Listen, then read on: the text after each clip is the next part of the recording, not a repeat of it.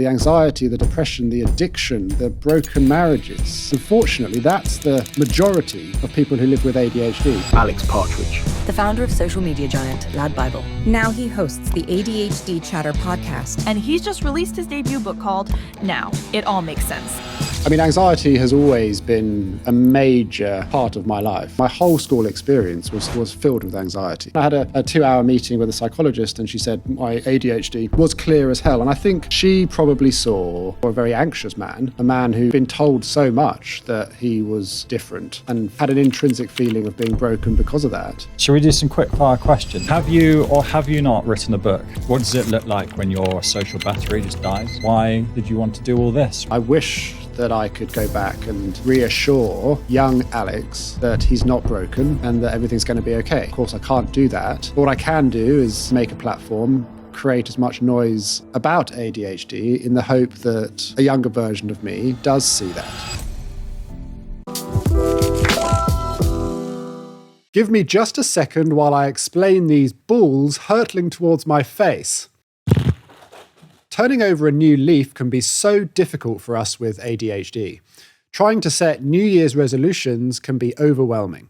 You set 100, don't know which to focus on, and end up sticking to none of them. It's like trying to catch 100 balls. You just don't know which to focus on. Well, Tiimo app can help with that. New Year's resolutions can be tricky, but beneficial for neurodivergent individuals, providing structure to your schedule and aiding in personal growth. Who wouldn't want that? However, executive functioning isn't always our friend, and the process of habit building comes with a unique set of challenges. The Tiimo app is a valuable tool for neurodivergent users, especially during this time of year, and it supports us on our journey towards being a better version of you in the following ways. Tackling task initiation anxiety.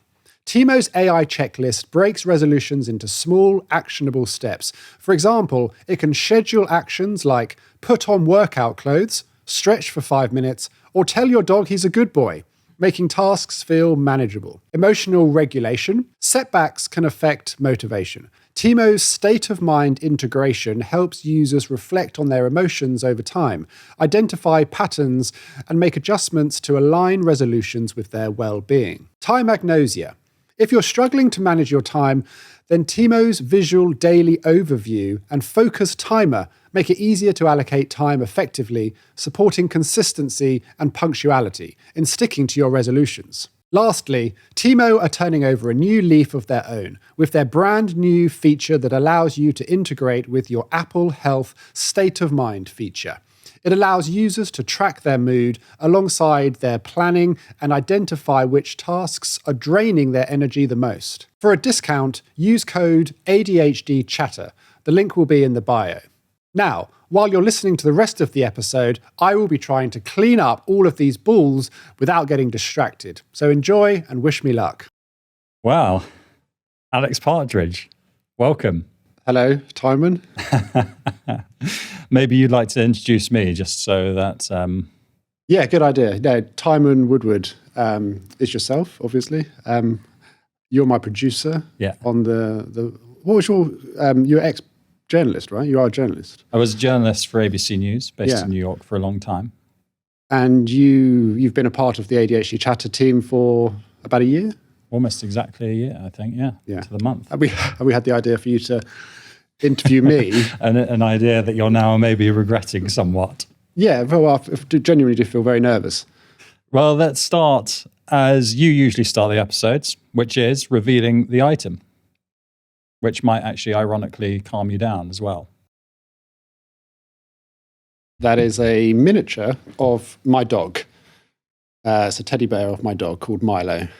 And there is a slight twist to the item in that you have a stuffed toy which represents your dog, and you brought that in because you didn't want to bring your real dog in.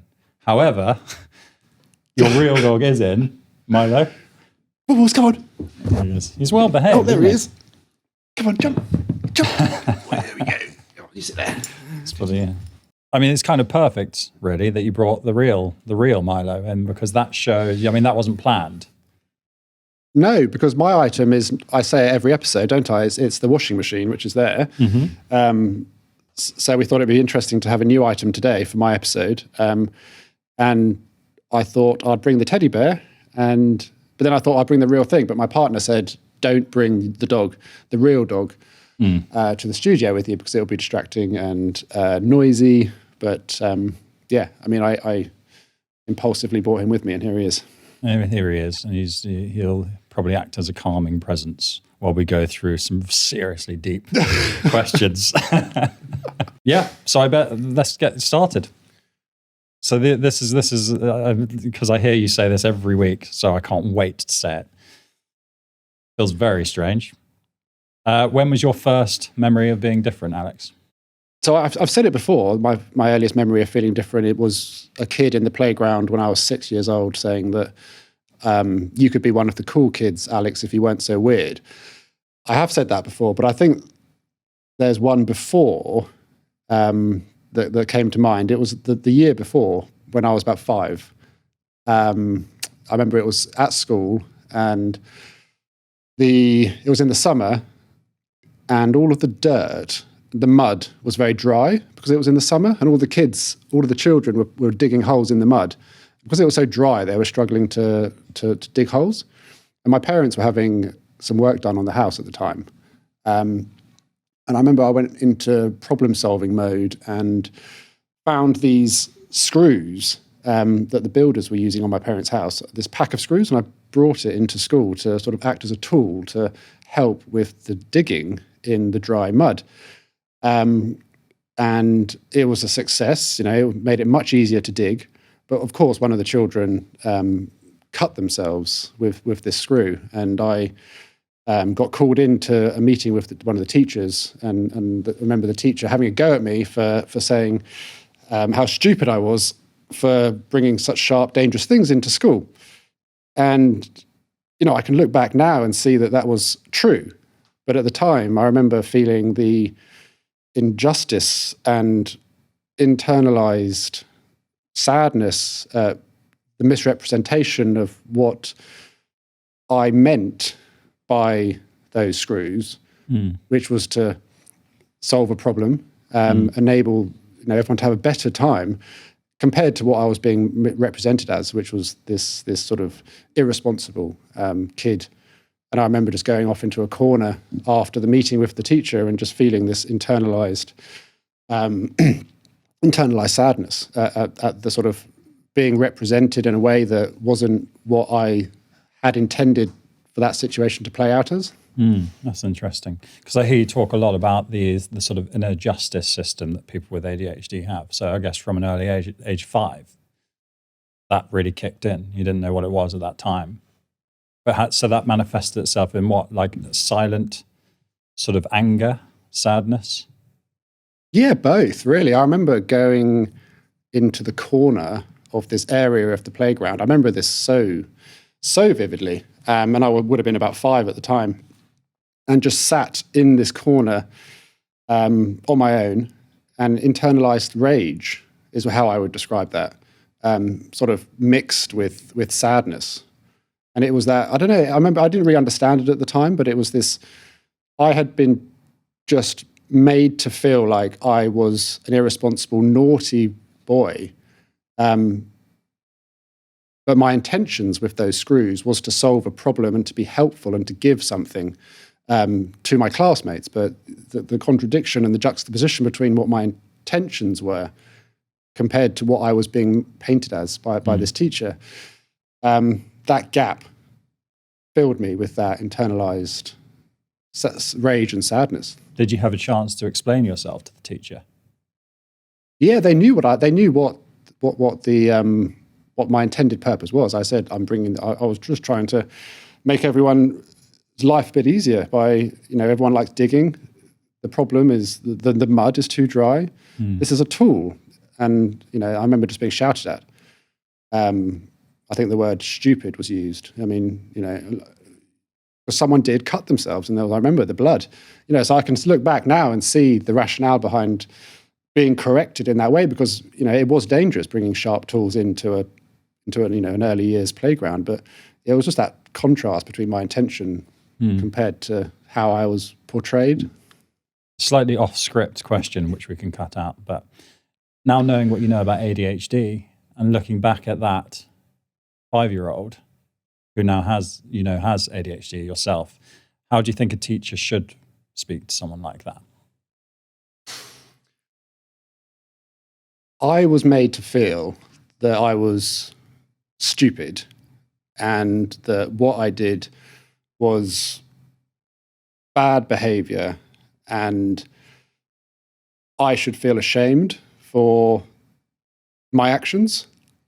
I think if it was reframed in a way that made me realize that there was a consequence to my actions and those consequences weren't necessarily my intended consequence, but regardless, there were consequences outside of my intentions. I think that would have been a better way to frame it rather than just saying, you've done this, therefore you're stupid. It would have been better, I think, you've done this, that was a bad idea because X, Y, and Z. So just reframing it as explaining why that was a bad idea rather than just saying, you're stupid. Just putting context to it, I think, would have... Because I think so many kids with ADHD, we understand consequence. We understand what there is consequence to our actions, but I think sometimes that explanation needs to be filled in and some colour needs to be painted into the gaps of... Because otherwise you can just shout down a child who has a neurodivergent condition or make them feel like they're stupid or that they're bad or that they're wrong. And sometimes actions, of course, need corrections, but I think it's so important to explain the context and the nuance behind the decisions, particularly when you are at that young age. So going back to those younger years, what did you want to be when you were younger? I mean, I know to some degree you made a great living out of social media, but obviously back when you were 5, social media didn't exist. So I'm just interested. I always had different obsessions. And at the time, I thought that obsession was going to be what I wanted to be forever. I wanted to be a musician at one stage. And as a result of that sort of motivation, I took up saxophone lessons. That didn't last. I took up guitar lessons. So there was like a musician phase. Turned out I was really bad at playing instruments, so it didn't stick. Why did you want to do that? Just out of interest, do you think, and this is just going from my experience, like I would want to be a musician because I saw someone who owned a saxophone, was good at it, and I was like, I want to be like that. So was it like an early form of masking to some degree? Like I want to be like that person? It was probably just as simple as me seeing someone who I thought was cool, a band on TV, and thinking that looks fun. All of the different directions I were hoping to go in from a young age were very short. I went through a musician phase, literally a couple of months. There was a phase where I wanted to be a chef. I remember telling my parents that I wanted to be a chef. I wanted to open up a bakery. And for years after that, I was prompted by my parents or encouraged to cook more and things like that. But the sort of obsession with an interest in cooking had passed. There was a phase where I wanted to be an actor. I just remember thinking that whatever that was at the time was going to be what I was going to be for the rest of my life, and really being really passionate and obsessed about stuff like that in the short term. And you've spoken to me about your dad and what he does. He's an antiques dealer, right? That's right, yeah. And he's like, you'd say obsessed with it, like to a really high level. And that's probably why he's so good and successful. Do you think obsession in your household was like taught to be a good thing, or you were replicating your dad because you like admired him? Or do you think it's just innate, like a thing that you just get? Or do you think it is like hyperfocus and ADHD? I think it's probably a bit of all of those things combined. I mean, my dad's ridiculously hardworking, and his interest in antiques is unrivaled. And I think because of those two things, he has done incredibly well in it. I can see that behavior in myself and my siblings. Yeah, we've definitely all learned, I think, and acquired a lot of traits from Dad. Well, it's seen them as valuable traits, I guess. Yeah, I mean, Dad's amazingly successful in in lots of metrics, and you see what hard work can achieve, and you realize that getting up at 5 a.m. in the morning is tricky. Sometimes your alarm goes off and you don't want to get up, but it's that consistency paired with genuine passion that is honestly aligned with your intrinsic beliefs and motivations and what you are drawn to naturally. I think if you pair that up with that work ethic, I think then people with ADHD can be world-beating and world-class at that particular field. What does anxiety mean to you? I mean, anxiety has always been a major part of my life. For me, anxiety is like, someone asked me how to describe anxiety. I think it's, you know, when you're like on a chair and you swing back onto two legs of the chair. Yeah. Why are you laughing? Because I know exactly that feeling, yeah. And you swing back on the two legs of the chair, and just as you feel like you've swung a little bit too far and you're going to go flying, you correct yourself. It's that feeling in that very particular moment, how I feel all the time. It's like playing a computer game and you hear the background music get slightly spooky, like there's a boss coming around the next corner, but you never ever see the boss. You know, it's that constant internal monologue of just saying something dangerous is around the corner, you're not good enough, you need to work harder. It's always been there. My earliest memory of that, it was when I was 6. We mentioned earlier that I had my first panic attack in a classroom, sat at the back of the class, very happy, content, daydreaming, staring out of the window, very happy. And the teacher pointed at me and said, "Alex, do you know the answer to this question?" And I remember in that moment, all of the pupils turned around and looked at me, and I felt my heart rate going instantly. It sped up. And I remember I stood up and I ran out of the classroom, and I found someone in the corridor, and I said, "Please help me, I'm having a heart attack, call an ambulance." By the time the paramedic arrived, they had reassured me that I wasn't having a heart attack. I was having my first anxiety attack, and that was at 6 years old. No, I love that analogy of the chair, because I can really feel that. You really feel that in your stomach, of the like that, and that's you. That's you. You live your whole life like that. That's just a terrifying feeling. Like, how do you get any enjoyment in life if you're living like that? It's not a healthy thing. I think it's a great driver. When I wake up in the morning, I'm desperate to try and stay in that state where I could go back to sleep, where you come to and you think, oh, you're sort of still in the dream, and you think, oh, should I wake up? Or that's a nice place to be. It's when you just go slightly out of that, you go past that point of being able to fall back to sleep, and then that feeling of tipping back on the chair comes flooding in. And that's what makes me jump out of bed. It's that feeling of not working hard enough and feeling like I'm missing out on taking steps towards achieving something. You know, where that comes from, I don't know, but that's what gets me out of bed every morning. That's what I think has been a contributing factor to things that I've done, which by some metrics are very successful. It's that drive.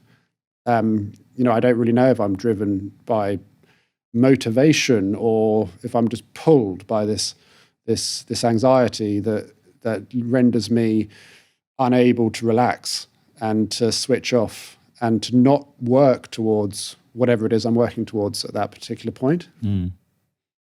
So, I mean, I've heard that story about the first panic attack a few times. Way too many times. But I'm interested, when was your second panic attack? Second panic attack was when so probably a couple of years forward past that. Again, it was at school, in a class, in a meeting. It was having that internal want to do something with these thoughts that I have, but not being able to. You know, I'm terrible in a classroom. And I'm convinced that that's why I had that first panic attack. Yes, the attention was on me, and the teacher shouldn't have pointed at me and all of that. But when you are someone who has a mind that is constantly racing towards creativity, and I sort of said that before, the 10 highly caffeinated squirrels barreling around, you want to achieve, you want to create and to be entrepreneurial and to do something that is striving towards showing that you are capable. And you put a person like that in a classroom and say, sit at that desk and pay attention for an hour. You've got all of that energy, all of that racing mind, all of those squirrels with nowhere to go. And that's the only explanation I can think of. It happened when I was 6 in the example I said, and it happened 2 years later. But those were the ones that tipped over. My whole school experience was filled with anxiety. And I still am very anxious today, but I'm able to sort of put if anxiety was this fire, I'm able to put some water over it by actioning and doing stuff that is taking steps towards showing that I'm capable to do something. So at school, like so many years full entirely with anxiety, as you just mentioned, when was it that you found moments of calm amongst that? When I was actually at school, really just during the break time, I would go upstairs and to the library and read newspapers. I remember reading the stock market updates and being fascinated by the sort of daily moves of the stock market. Sound like a fun kid.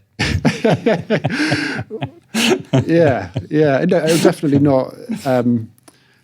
But that, I remember trying to integrate on the playground and playing football and playing it and everything that you would think a normal kid does. Hated it.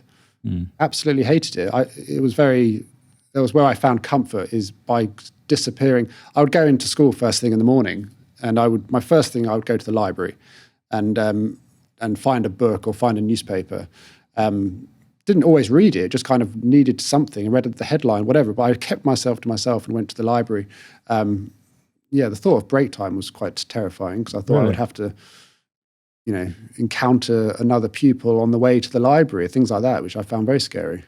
But you never got like bullied, or did you just feel a bit ostracized? I was never bullied. No. I had comments, little comments like you were weird.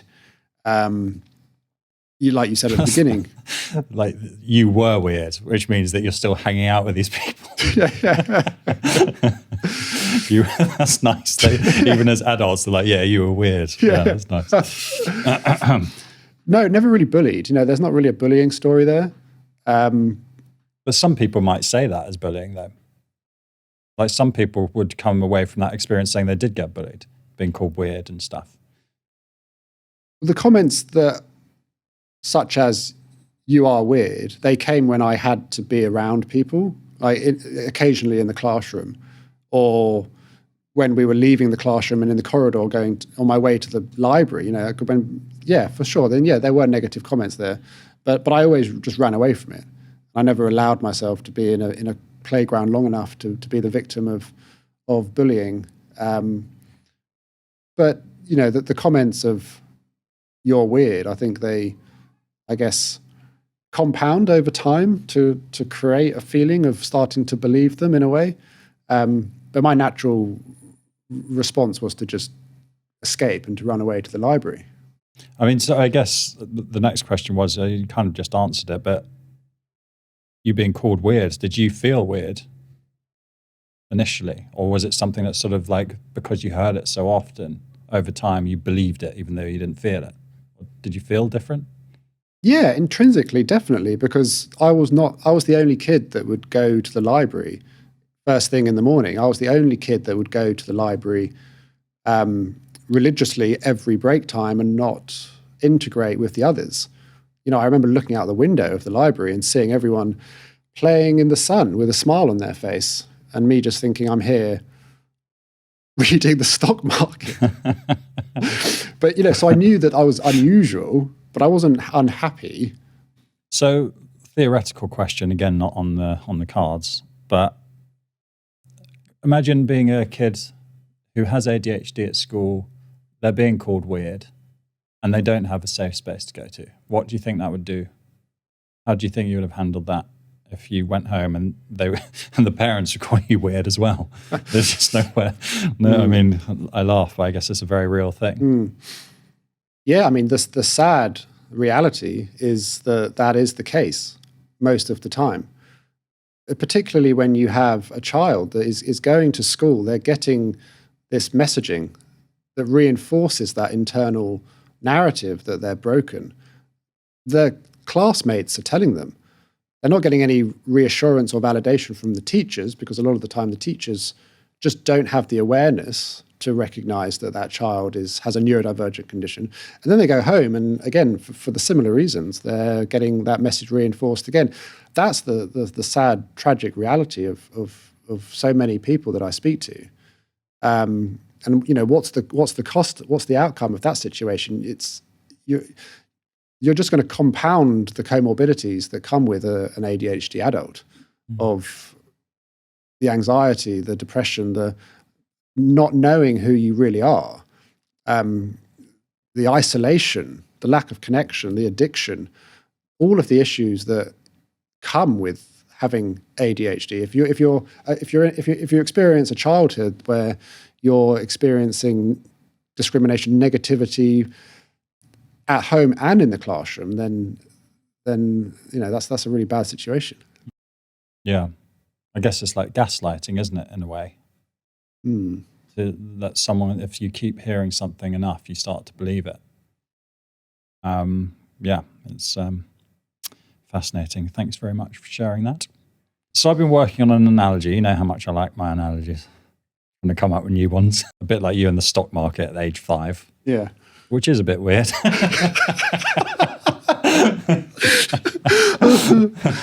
Yeah. They're onto something, those kids in the playground. It's fascinating. Anyway, one of my analogies about ADHD, I've been thinking about it a lot. And I know that Ned had Ned on, and he said it was like having a Ferrari brain with bicycle brakes. Is that right? Yeah, that's what Ned said, yeah. And I think there is something in that, because everyone I know who I've met with ADHD, people who come in here are just friends, and yourself, seem to have these racing thoughts and just like a brain that works about 500 miles per hour. And it almost seems like a Ferrari suspended in midair and the wheels just turning so fast. And it just needs the right tarmac to lock into. And then it will be off. And I feel like social media was very much that for you. And I know you don't medicate, but do you think like becoming obsessed with stuff is sort of self-medication?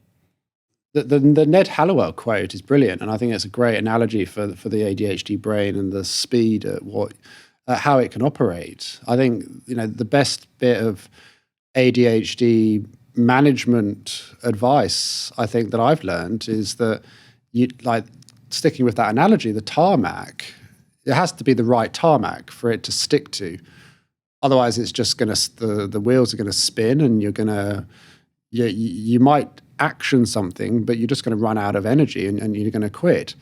I think if the tarmac is something that you are genuinely intrinsically motivated and passionate about, then you stand a much better chance of sticking at it. I think Ned also said, I remember he said, the people with ADHD, we have a weird perception of time. We're either in the now or not now. As we go through life, things will come into our now, whether that's a new job or a new relationship or a new hobby. And when something comes into our now, that thing is our obsession. We can hyper-focus on it. We can do a tremendous amount of work towards it in a very short space of time. We could propose to the person.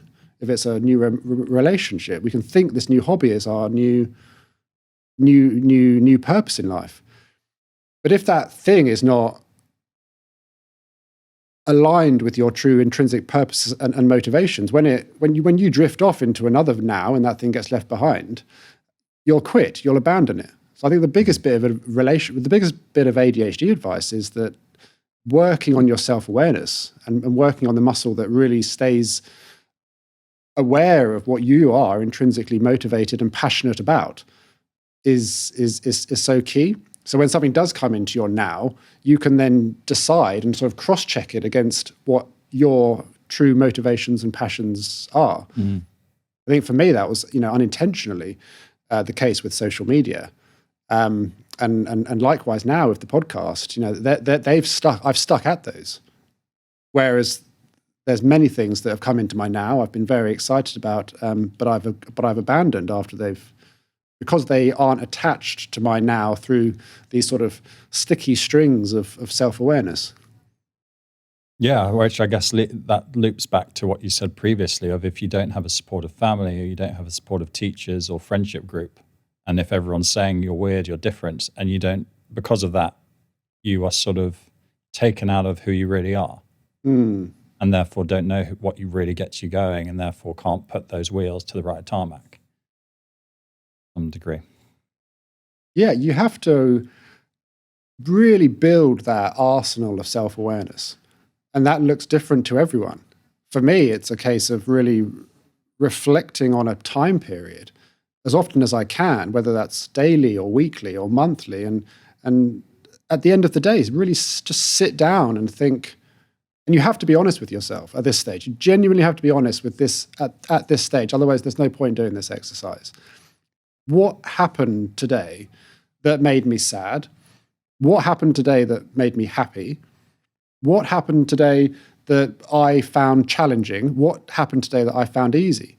It's a really, really simple exercise. But I think if you do that often enough, you will build up an arsenal of self-awareness that will give you an edge in any area of life.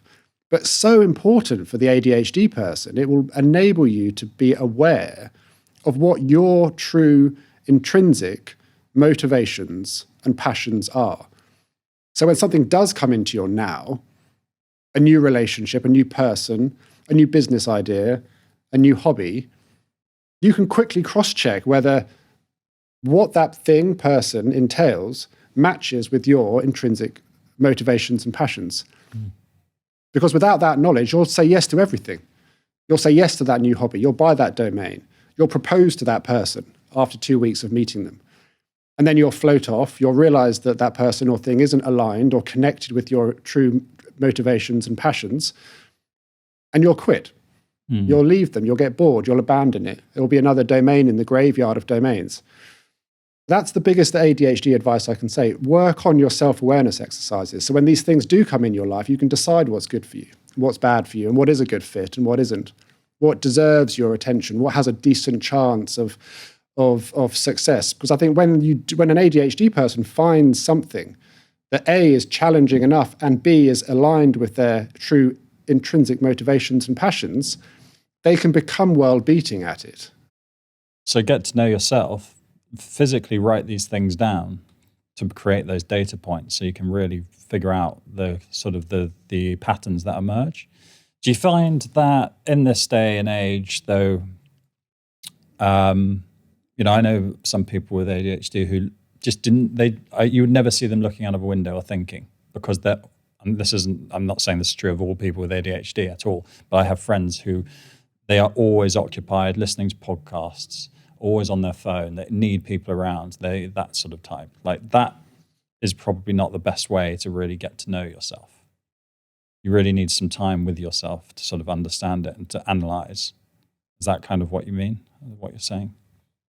I think when you're reflecting on a period and really deciding what was good and what was bad during that period, you have to be honest with yourself. And I think to be honest with yourself and to reflect properly, it helps to be on your own. I think even if you're with people or you don't have the time, studying your knee-jerk reactions can really signpost you, because often something will happen, you will encounter an event, something inside you will react emotionally towards that thing. And that's what your knee-jerk reaction is. It's an initial emotional response to something. It took me so long to realize that deserves to be listened to above anything else. Because a lot of the time, my reactions to something, whether that's a business idea or whether or not I should be friends with someone, the response to that is a mask, and it's a learnt response based off what I've been taught and throughout my life. I might say yes to something, or I might think something's a good fit, when really it's a good fit based off what I've been taught I should be behaving like in a situation. Whereas if I listen to my knee-jerk reaction, my intuition, which I think is so strong with people with ADHD, it's listening to that subconscious voice, the signal that your body gives you before your conscious mind has time to catch up. Don't make a decision off that, which can be a mask. Listen to the knee-jerk reaction. Listen to the intuition. It's good advice. Really good advice. So just to make sure, you do have ADHD, right? I hope so. Otherwise, the whole thing will come crashing down. Yeah. I think when I got diagnosed, she said it was clear as hell, the psychologist. I'm sure we can get onto that later on. But literally, my next question was, so when you got diagnosed, she said it was clear as hell. She knew before you sat down. What do you think she meant by that? What were you giving away that she picked up on? So when I got assessed, I filled out two lengthy questions. My mum filled out a lengthy questionnaire. My partner filled out a lengthy questionnaire. And I had a 2-hour meeting with a psychologist. And she said at the end that my ADHD was clear as hell. And I think she probably saw a person that was allergic to boredom, who was very like a spring, like a coiled spring that had for most of his life been forced into situations that required a certain level of conformity that created an anxiety within him.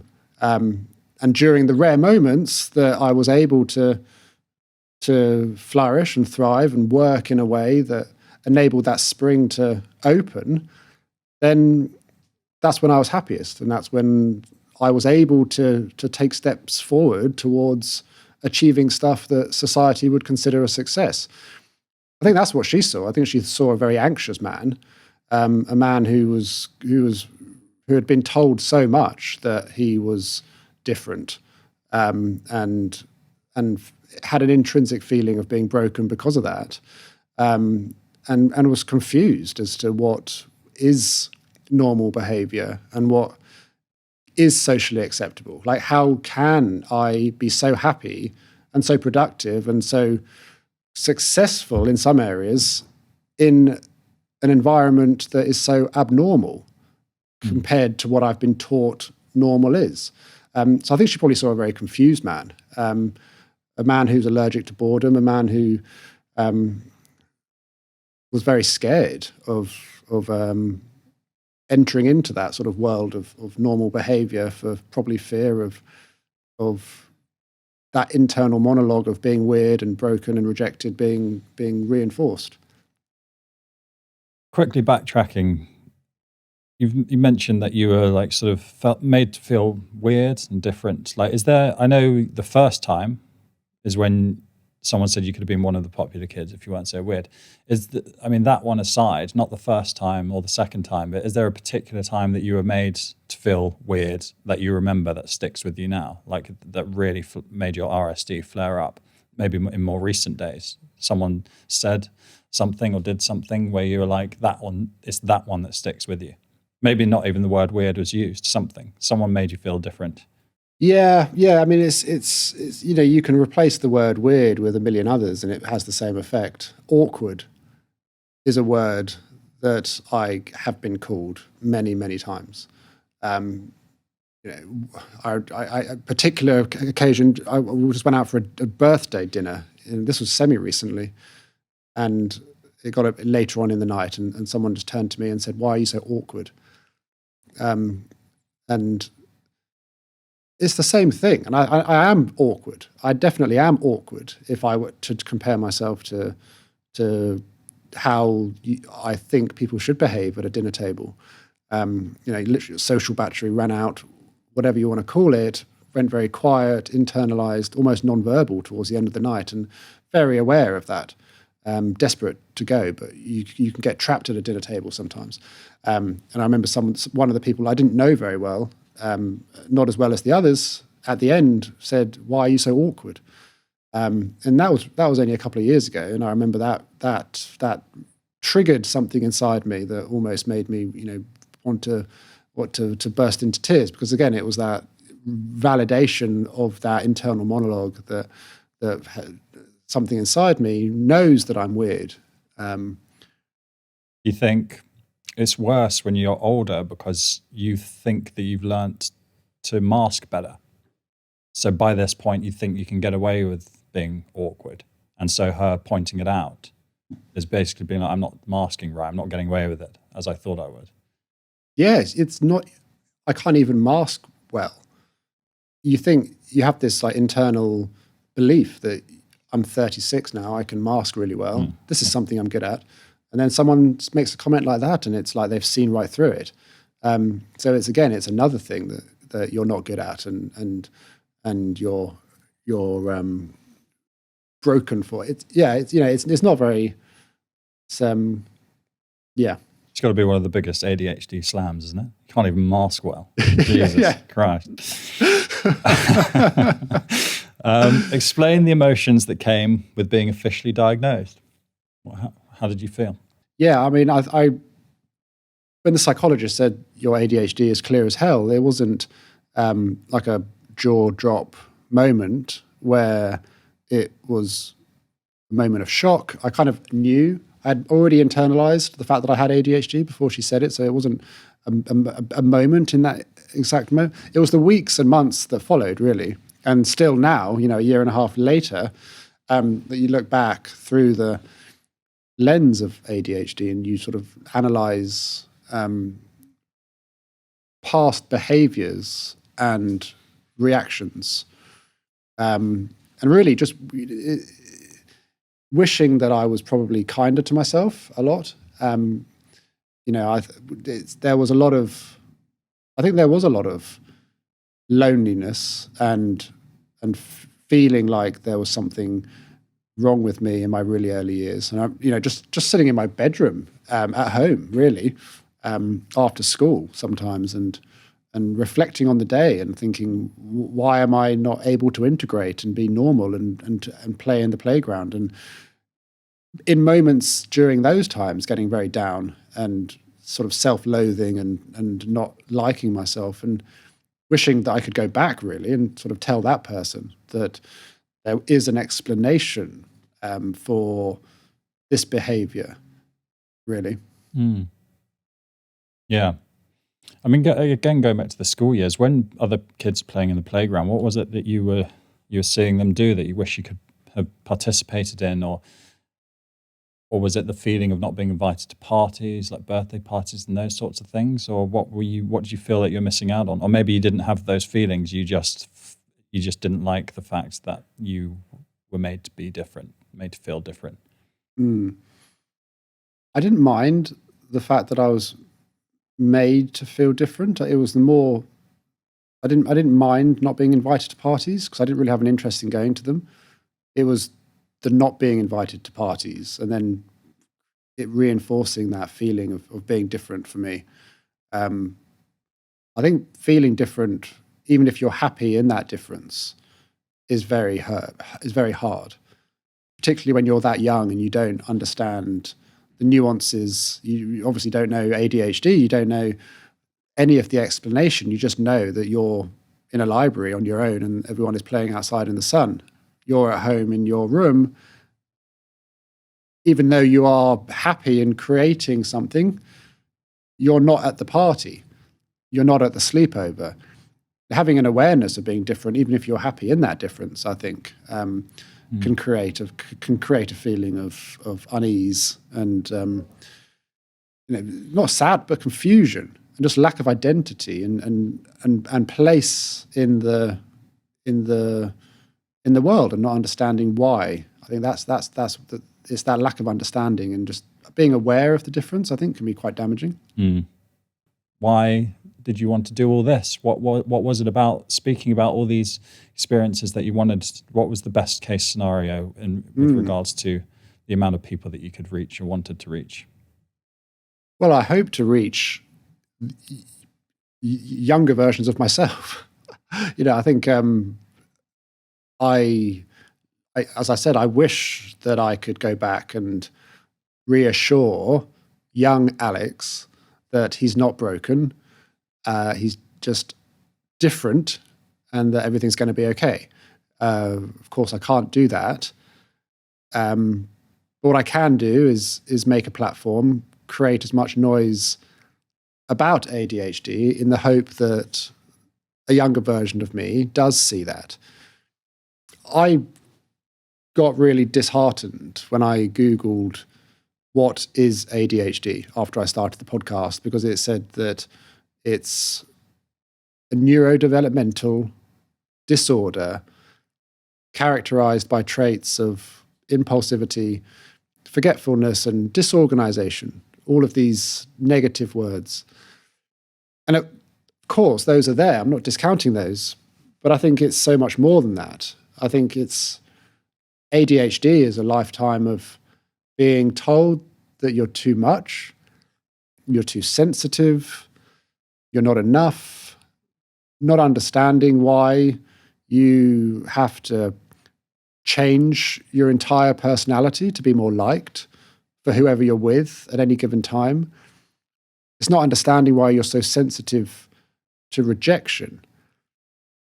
I genuinely wish that I knew all of this stuff, everything I know now about ADHD when I was 6. I had to create a platform to share my story, to bring on as many people as possible to share theirs, in the genuine hope that somebody, a younger version of me, hears it and has that moment of awareness at a younger age than I did. And they can start that journey sooner than I did. And they can be kinder to themselves. And they can stop giving themselves such a hard time, and that inner critic can be silenced. Because I think going through life with ADHD and not understanding that you have ADHD is so damaging. All of the negative comments, you're so lazy, you're too moody, you're too sensitive, I think they can cause massive damage to your self-worth and your self-image, but they can cause a destruction behind you with jobs that you've left, relationships that have failed, families that have been torn apart, loads of things that can impact your health, like addiction. That's the reason to start the podcast, to enable someone to hopefully give them the resources to go on that journey as early as possible, to salvage and to save the damage that can be caused from living with years and years of undiagnosed ADHD. Very nice answer. And I guess if you are a young person, if you are a 6-year-old listening to this in a library, playing the stock market, then please like and subscribe. Buy low, sell high. Yeah. I mean, it's a question that you've asked a lot, and it's a really, really simple question, probably with a very complicated answer. If someone's self-image is damaged by being told these things, what can that do later on in a person's life? You'll have no self-awareness. If you spend your entire life pretending to be someone that you're not, constantly adjusting your personality, mirroring someone, changing your tone of voice, whatever that looks like to you, if you spend your entire life just pretending to be someone else in order to be more liked, then you'll turn into an adult who has no real understanding of who they really are. But if you don't know who you really are, then you can't have any idea of what your boundaries are, what is an acceptable line for you and what isn't. And if you don't understand what your boundaries are, then you can't say no to anything. You can't say no to that person who wants to be in a relationship with you. You can't say no to the boss who asks you to do this piece of work. You can't say no to things that come into your life. And that's a huge cost. It turns you into a massive people pleaser. If you don't know what your strengths and weaknesses are. You don't know what to say yes and what to say no to. Mm. But playing devil's advocate, everyone wants to be popular. People pleasing is a good way of doing that. Why is that a bad thing? Saying yes to stuff is healthy, and we should strive to put ourselves in some uncomfortable situations in order to progress in whatever area of life that is. I think when you overcommit and you have an inability to say no, and you end up saying yes too often, then you overcommit and you take on too much, and then you burn out, and you have no energy to actually do anything else other than to say sorry for the people that you've then consequently let down, which takes you onto this cycle of shame. It doesn't go anywhere to building up the self-confidence that you need in order to start the journey of starting boundaries. I think overcommitting, being a people pleaser, saying yes too often, struggling with boundaries, they're all things they're all a muscle that can be flexed and worked on. But it's recognizing what is a healthy amount of people pleasing, what is a good amount of saying yes, and what's going to put you in good positions and what's going to put you in bad positions, and recognizing when you're overstepping that and saying yes. And hopefully you can have people around you that can guide you in those situations, and to say, are you sure you want to do that? Because I think left unchecked, an ADHD person is so fearful of confrontation and so fearful of not saying yes that they'll say yes to too much. Judging from the feedback you've been getting online, of which I imagine there's a lot, probably so much you can't even read it all now. And from feedback from in-person guests, all of this feedback from the audience, why do you think we've heard why this has been so important to you? Why do you think it's been so important to them?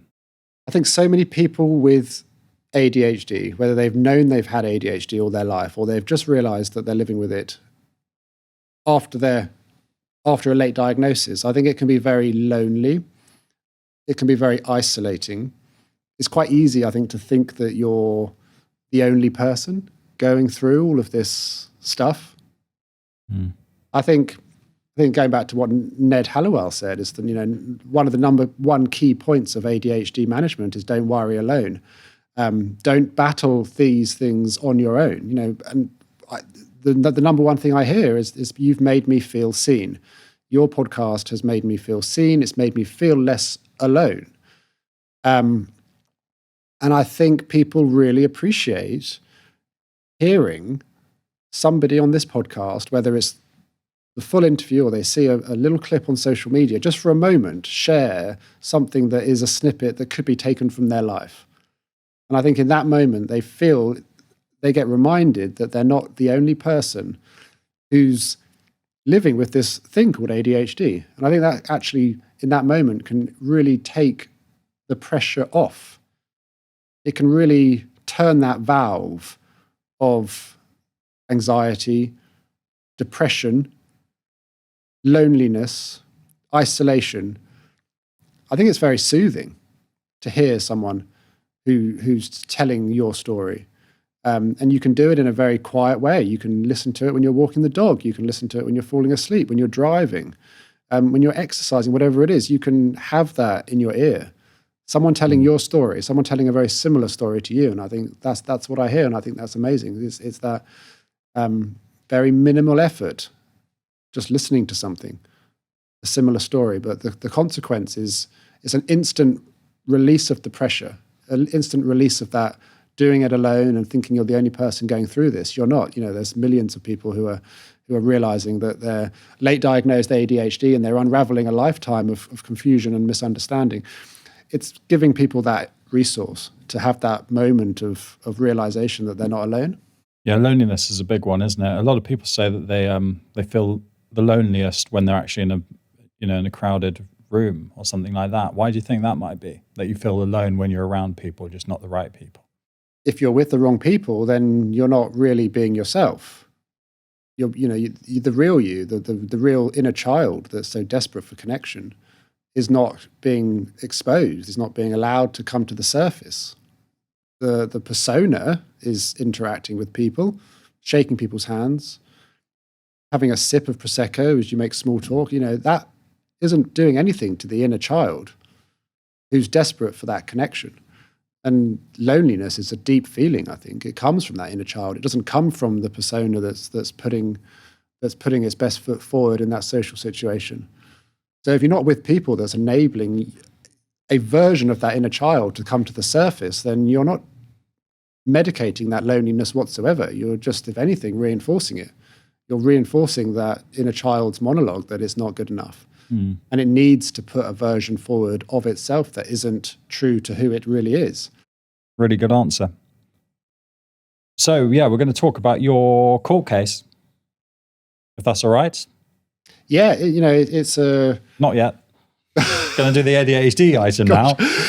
Yeah, I always recoil. Don't get carried away. Yeah, do you want to talk about why there's two versions of Milo in the studio today? This one's actually more active than the real one. Yes.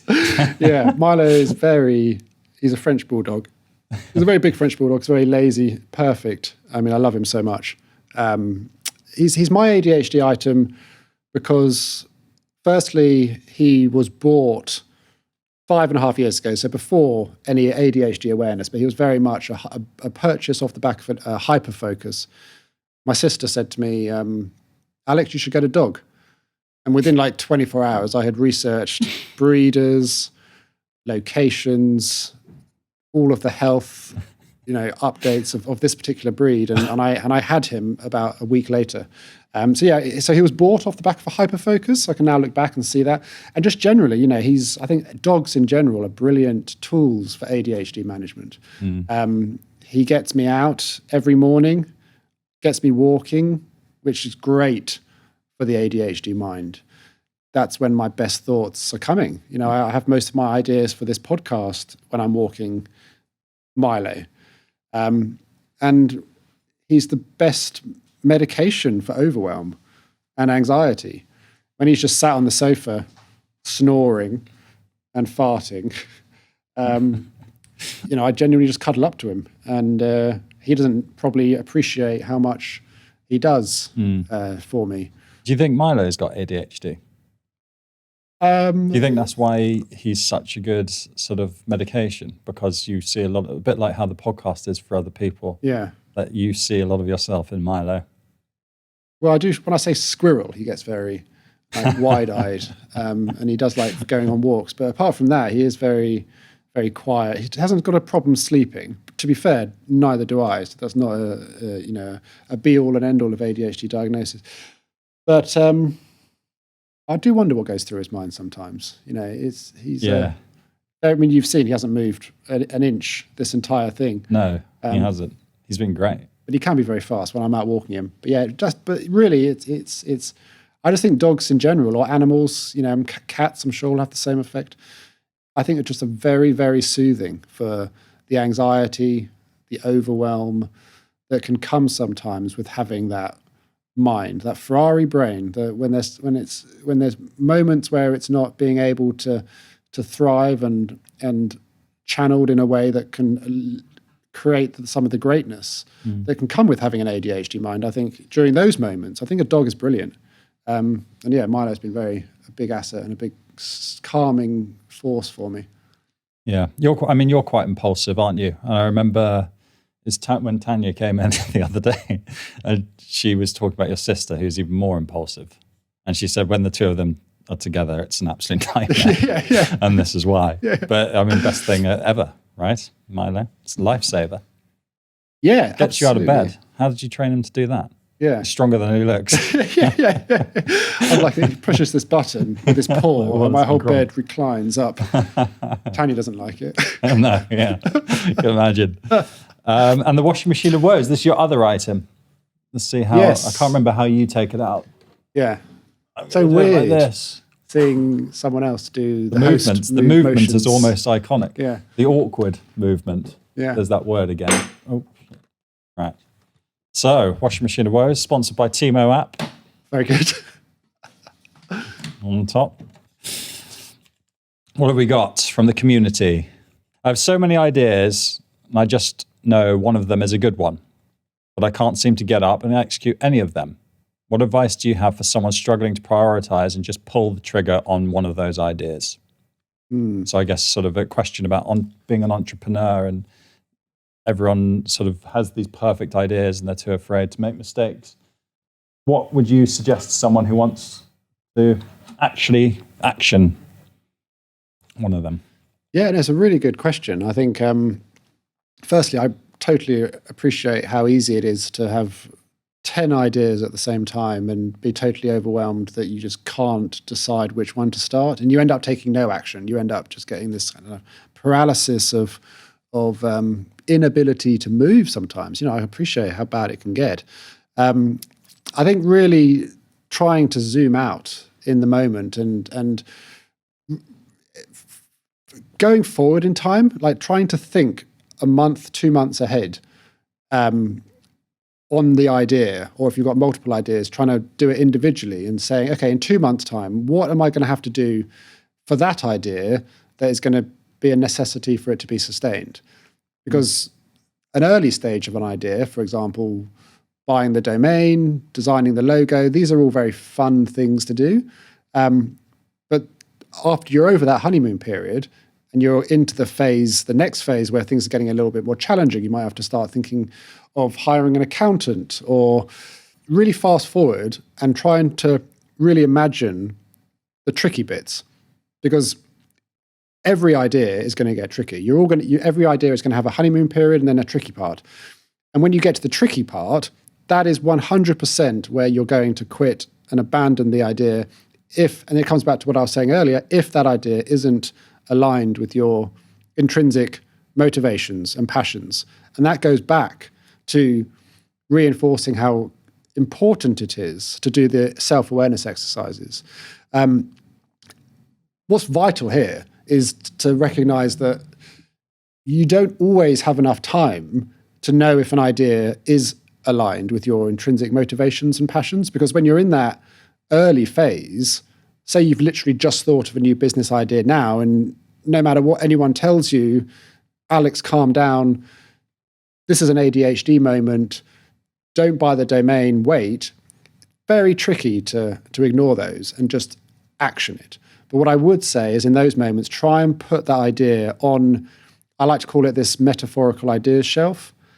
Like try and just shelf the idea, put it on this metaphorical imaginary shelf.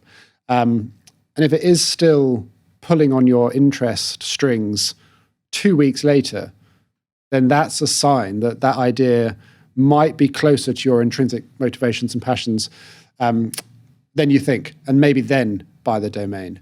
But it's always easier said than done. And also that 2 week break period, that 2 week gap will actually give you time to really analyze that idea and locate its sort of data points and say, okay, well, that business idea is what goes with that business idea. Say you want to start a new web design business. That comes with creativity. That comes with problem-solving skills.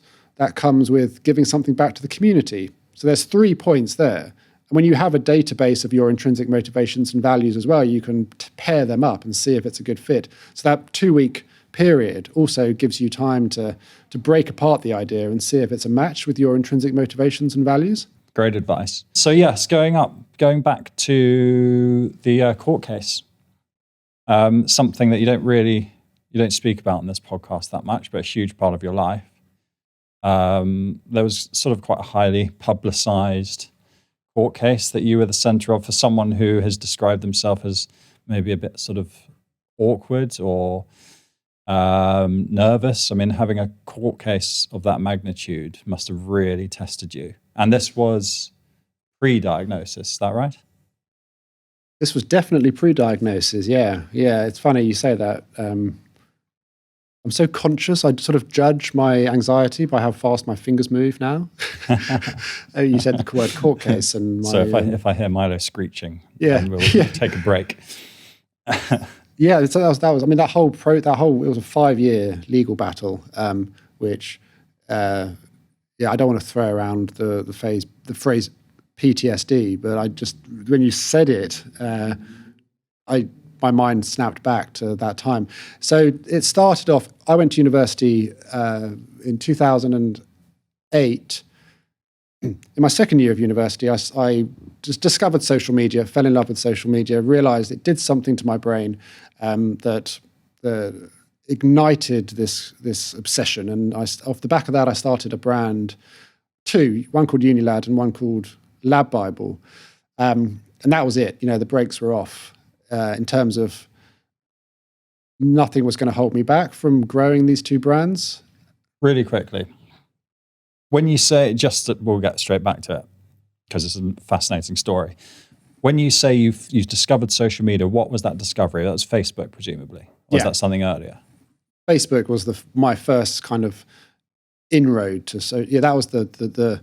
I remember making when I made the Facebook account, it was kind of just adding friends. But when I realized you could make pages and you could then post content and get this reward of engagement, that was when I started Unilad. Do you remember the first large dopamine rush you got from Facebook where you're like, wow? Just seeing how fast the Unilad Facebook page grew really was the I remember the rush I had. I remember walking to the shops, coming back, and the Facebook page had grown by 200. And I mean, that was at the time for a Facebook page, which was only a day old, was huge. And my brain was just going all over the place. But I started Unilad, and I remember my friends were very concerned about me because I wasn't even leaving. I wasn't leaving my room to eat properly. I was just growing this Facebook page, and it grew quite quickly. And I remember I had an email from one of the UK's largest pizza companies saying that, we want to pay you X amount to be featured on your Facebook page. And I thought, if I somehow figure out how to focus on my university degree and finish in 2 years' time, I will earn yet less in 1 year than this pizza company is offering me to do one post on Facebook.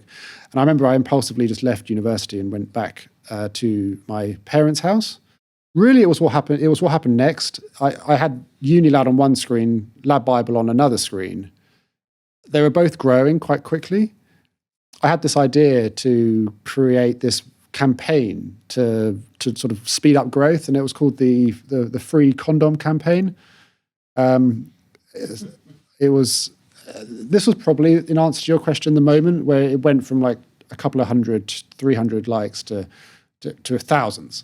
And that was probably the moment that really activated. I called it the free condom campaign. I changed the artwork on the Facebook page, and I said, whoever likes the Facebook page will get sent a free condom in the post. The idea was to promote safe sex at universities.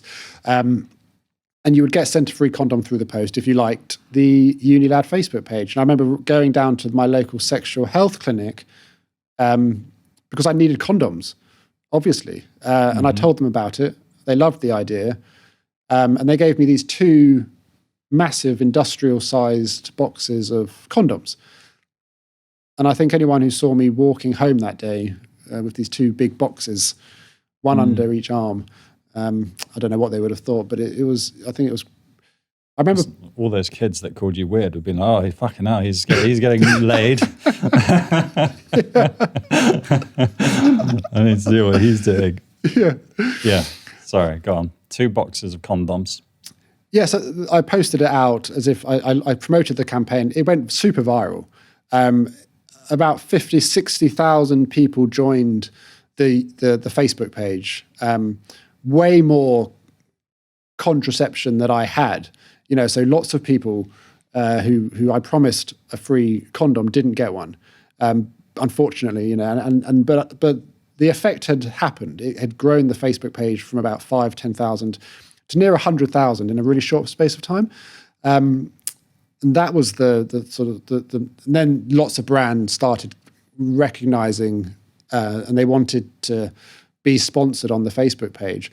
And that was the moment I realized that I needed help because I was just me in my bedroom with Unilad and LADBible on these screens and all of these brand deals potentially coming in, needing to update the Facebook page, needing to reply to emails, all of this stuff. And I remember feeling completely overwhelmed. And I put out an advert for a job, desperate for help. I said, is there anyone who would like to come and join the team?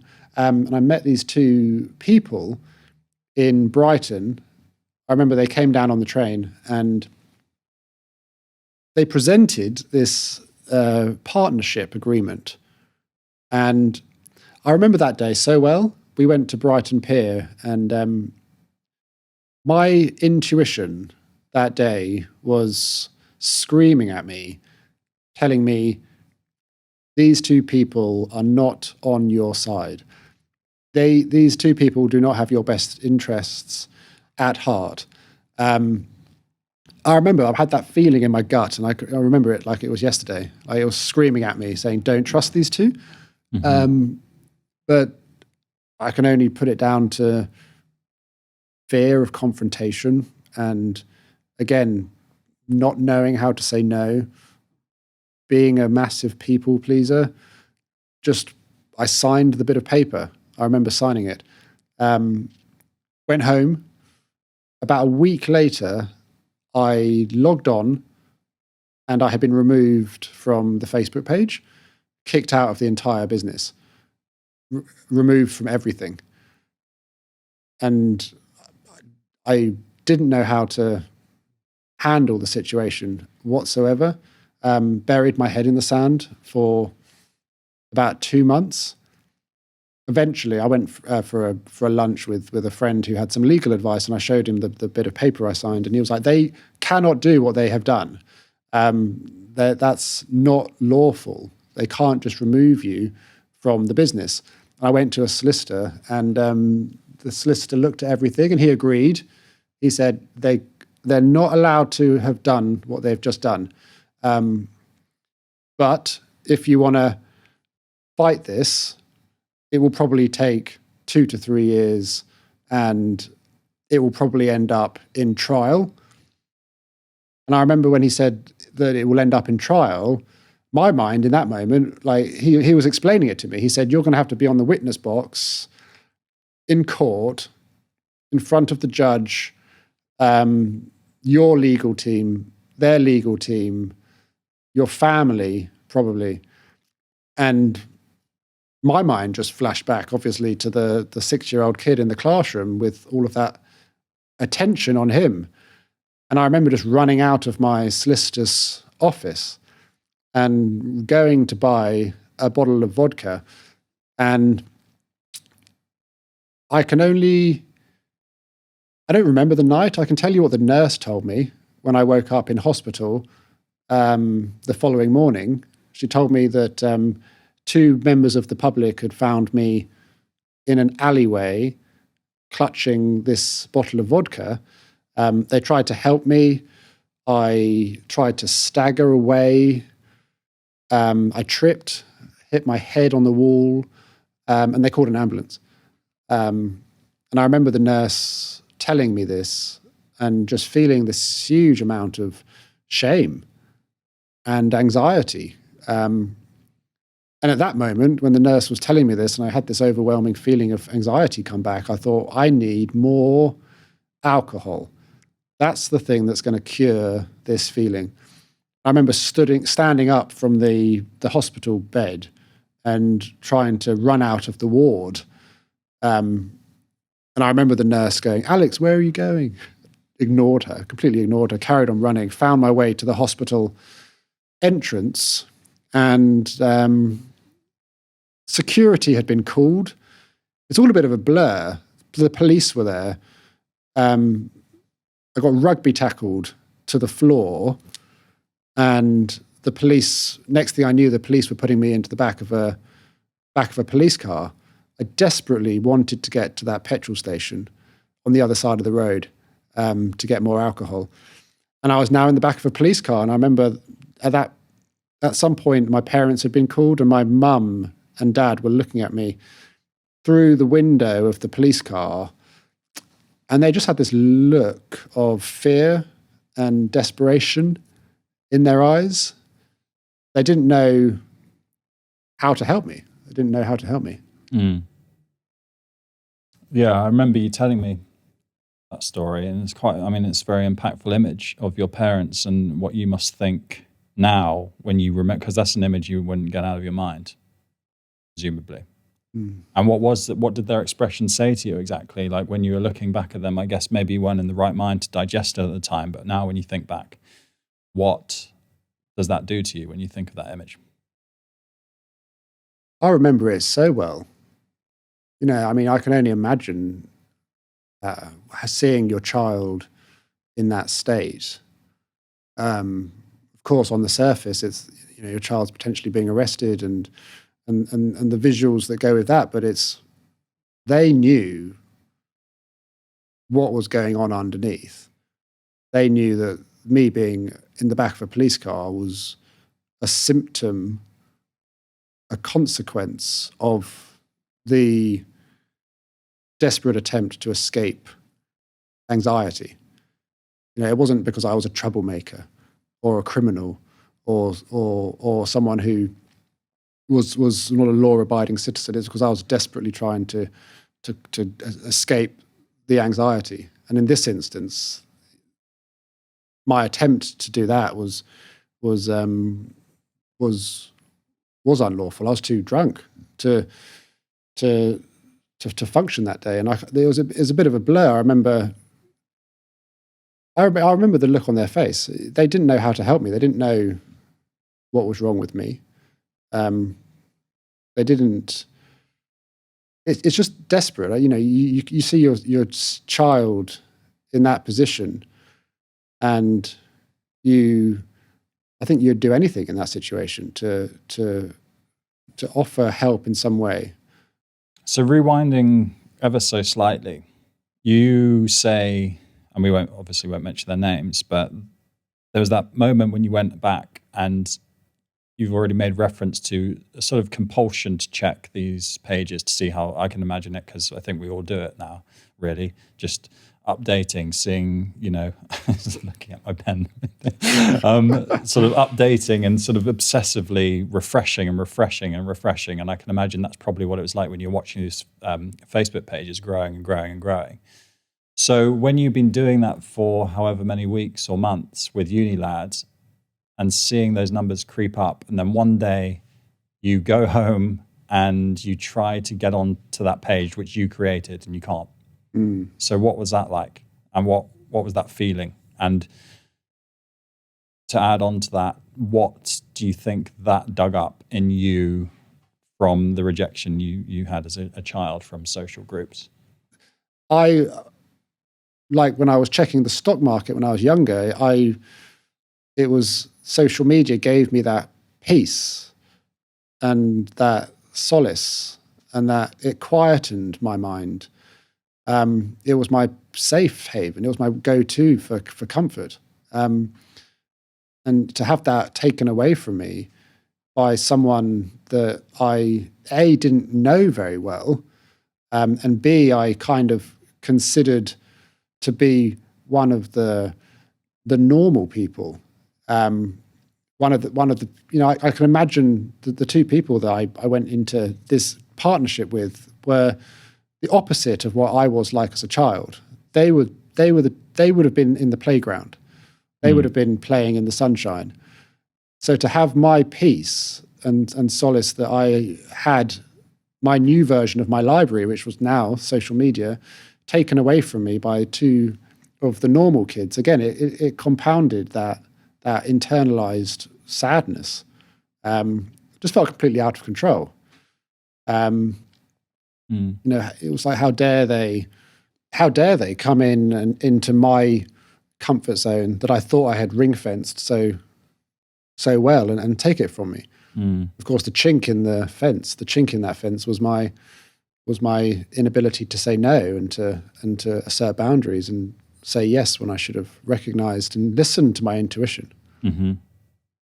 An intuition which is sort of famous in the ADHD circles for being pretty accurate as well. Yeah, massively. So accurate. Listening to it is another thing. we can feel when someone or something isn't right for us, or is toxic for us, or is not on our side. But flexing that muscle to be brave enough to listen to it is a whole nother conversation. Something I didn't have that day in Brighton. The trial came around. I remember my mum had to chaperone me from the hotel room in London to the courthouse every morning because they knew how much I was struggling. They knew what being on that witness box meant to me and what it represented in terms of being forced to stand up for myself, being forced to be the center of attention. And how I dealt with that in the past was I drank alcohol, but the stakes were so high here. I couldn't afford to take a left instead of a right at the end of the road and go to the petrol station instead of the courthouse. So my mum chaperoned me and made sure that didn't happen. We were all in it, as a family. It was my name on the paperwork, but we were all in it together. I was cross-examined for 7 days. Even the judge said it was excessive. But I got through it. I told the judge that I was really struggling. I took regular breaks. I remember being sick in the loo. I remember walking off anxiety attacks around the streets of London. I remember trying to get back from one of those, and I lost my way. I didn't have a sat nav at the time, and I couldn't find the courthouse. I was running around asking taxi drivers to where the courthouse was. But I got through it, and I remember there was like a 2-month break between the end of the trial and hearing of what the judgment was. And I remember that day so well. I was in my bedroom and my phone went, and it was my solicitor, and he said, "Alex, are you on your own?" I said, "Yes." And he said, "You've won everything. You've won the company back." And it almost sounds quite theatrical, but I remember just my knees buckled and I fell to the floor and I burst into tears, because it was a 5-year legal battle that nearly would have ruined us all in many ways had it not gone that way. But for me, it was a mental health battle that nearly cost me my life. So, again, having heard you speak on the podcast or just in like a personal, social situations, like you can say that you could go to a dinner party and someone makes a comment that to most people would seem like absolutely nothing, but you're left thinking about it all night, maybe even like days later. Maybe even like when you say about this awkward comment recently, you still think about it and it's 2 years later.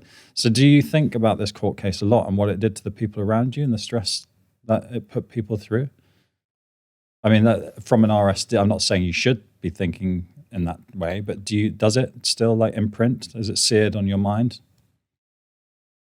I look at that whole experience as a positive now. Now it's in the rearview mirror. As a family, we went through it together. We came out the other side victorious. A million lessons learned. But I think in many ways it was a journey that we all went on together, and we went on the highs together, which there weren't many of. There were certainly at the end, but we experienced all of the lows together. I know for sure the pressure and the stress that it put us all under. Particularly my parents. There's details in the story that which put huge financial pressure on my parents. There was a requirement for them to essentially put the house on the line. They had to sign a guarantor form. If I had lost the court case, that would have been there would have been the disastrous outcome. So there's huge stress, which is. But we had a meeting at the start. We sat down as a family and we outlined the situation, and we made a decision together whether to go through with it or not, whether to just roll over and accept the lesson, or to fight. And we went on the journey together. We fought together, and we all won together. But the stress of it all was was something we all experienced together. But worthwhile in the end. And how did that lead to your ADHD diagnosis? Because they're connected, aren't they? In a sort of tenuous way, but that's an interesting story. Yeah, so the ADHD diagnosis came in 2023. No, end of 2022. So after the whole experience of winning a court case, winning your company back, it made me really think of myself as a business person, and made me. I was talking on stages. I took on this persona of being a business person. So I thought it would make sense for me to start a podcast called Walk Away Wiser, which was to be a business podcast, to compete with the top podcasts. I remember I impulsively spent a small fortune on all of these cameras. I turned my bedroom into the soundproofed studio, dismantled my bed, all very impulsive. Booked these high-profile guests, booked a producer. And when the postman delivered all of these cameras 3 days later, I remember sitting on my sofa looking at all of these boxes from Amazon with no interest in doing this project anymore. And I couldn't believe, I felt so shameful and emotional because the contrast between how I felt in that moment, which was having zero interest towards this hobby, this project, compared to what I felt 3 nights before, where I thought this podcast was my new life's purpose. And the person I hired to be the producer said, "So when did you get your ADHD diagnosis, Alex?" And I looked at him and said, "What do you mean?" I didn't understand what he meant. That really was the catalyst that led me down the sort of the Googling, what is ADHD? And that started the process of assessment. So why has this podcast succeeded and Walk Away Wiser failed? And what did that teach you about yourself? Yeah, so when I got my diagnosis of ADHD, I realized that going back to those self-awareness exercises, how much I genuinely, intrinsically want to make a difference to the ADHD community and allowing people to have that journey of self-discovery sooner than I did. An interest in helping the ADHD community is a true motivation of mine. Talking to business leaders isn't. So Walk Away Wiser, once I got over that excitement of ordering the cameras and buying the domain, I quit because it wasn't aligned with my true beliefs and motivations. Getting the diagnosis of ADHD and realizing that I had the time to make a real difference to a community, maintained that motivation after the initial idea. I think what's really important was what I learned from the first podcast is start small. I think people with ADHD they can go all or nothing quite quickly on an idea. They can burn out. They can essentially try and do everything in a very short period of time. And they can get very overwhelmed because before they know it, they're very deep in an idea and they haven't given it the time to really realize if the idea is a true reflection of their real motivations. So when I started ADHD Chatter, I thought, okay, I'm not going to buy expensive cameras. I'm not going to build an expensive set. I'm just going to get out my laptop, interview people on Zoom. And that's what I did for the first 6 months. I just did 20 or 30 episodes on Zoom, learnt the basics of question writing, how to interview people, the basics of editing, and it didn't overwhelm me. I was able to stick at it. Then once I understood the basics, I was then able to scale up the production and bring up and start the studio up here in London and delegate and find out the bits that I don't enjoy or I'm not very good at. And I think that's the main difference, is because creating a platform that enabled me, that will enable others to not experience the pain that I personally experienced. Upon reflection of my entire life, has made me realize that is a true intrinsic motivation of mine, and that the podcast is aligned to that. I mean, the producer that you had for Walk Away Wiser, who spotted that you had ADHD, probably had it himself, didn't he? He would have been perfect to produce this. So brings me on to my next question. Have you or have you not written a book? And shall we talk about it? I have written a book. It's called Now It All Makes Sense: How an ADHD Diagnosis Brought Clarity to My Life. Let's hope that the audience is more excited about it than Milo. What do you think, mister? Doesn't give a toss, does he? No, he doesn't. No, my life makes perfect sense, he says. What puts you in a position to write a book like this? Why are you qualified to write a book? Well, there's two answers to that. The first one is what my sort of inner child would tell you, is that I'm not, because who am I to write a book on ADHD? But as I always say, to mute that voice of imposter syndrome is to really celebrate your wins and recognizing what you have done. And what I have done is I've spoken to 200 world-leading experts on this podcast. I've met and spoken to thousands of ADHD people, academics, to celebrities, to addicts, to Harvard-educated psychiatrists. I've spoken to them all. And I've condensed all of those conversations, all of those hours of insightful conversation into one book. So it's the book that I wish that I read when I was younger.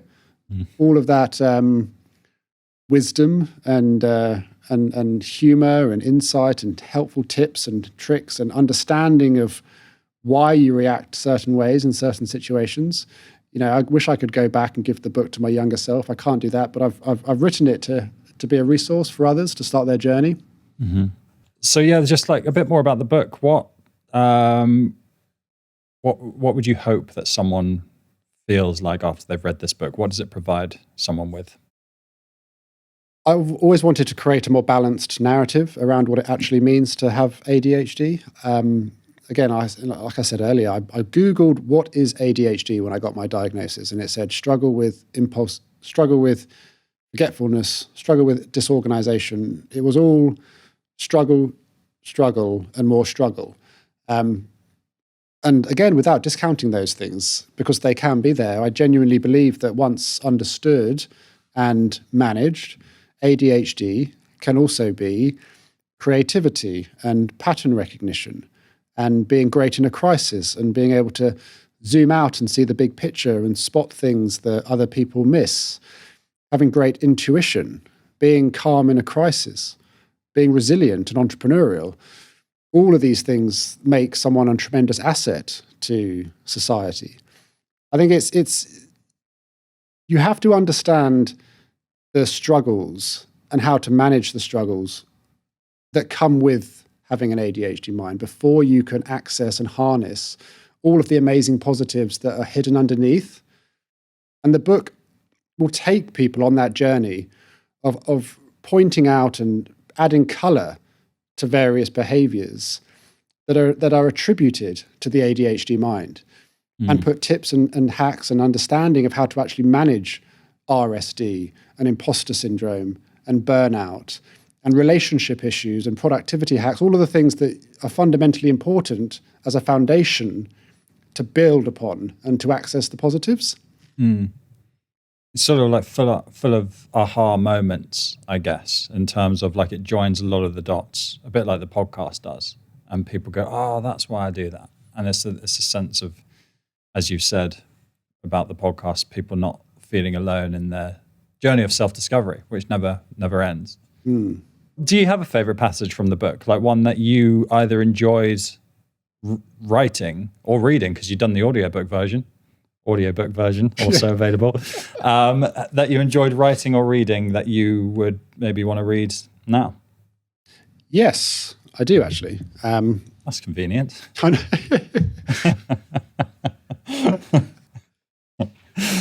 How to spot ADHD in women in 25 seconds. They will overthink everything. That's because the hyperactivity is in their heads. It's like 5 highly caffeinated squirrels zooming around up there, and it never ever stops. This causes a huge amount of anxiety, which is why so many women got misdiagnosed with an anxiety disorder.